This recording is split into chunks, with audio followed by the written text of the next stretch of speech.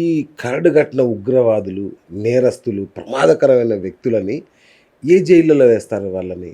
ఇక్కడ మనకు భారతదేశంలో టాప్ 3లో ఉన్నటువంటి 3 జైళ్ళు. ఒకటేమో తిహార్ జైలు ఢిల్లీలో, రెండోది ఎర్రవాడ జైలు, ఇది మహారాష్ట్ర పూణేలో, మూడవది చెంచల్గూడ జైలు, ఇది నిజాం కాలం నాటిది. Okay.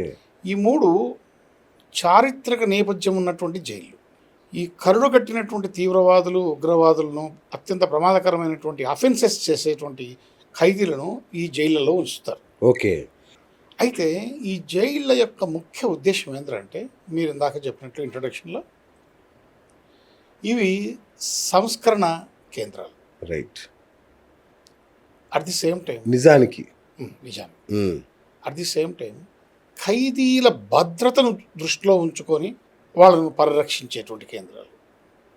At the same time ఇవన్నీ కూడా ఎవరైనా జైళ్లను సందర్శించాలనుకుని ఉత్సాహంతో ఉన్నటువంటి వాళ్లకు పర్యాటకంగా కూడా అనుమతిస్తారు ఈ జైళ్ళలో.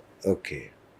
ఈ జైళ్ళకు పర్మిషన్ తీసుకొని వెళ్ళి అక్కడ ఉన్నటువంటి పరిస్థితులను అధ్యయనం చేయొచ్చు. ఒక పర్యాటక కేంద్రాలకు కూడా వీటిని తయారు చేశారు. అవునా? అంటే గతంలో కంటే ఇప్పుడు కొంత మార్పు జరిగినట్లేగా.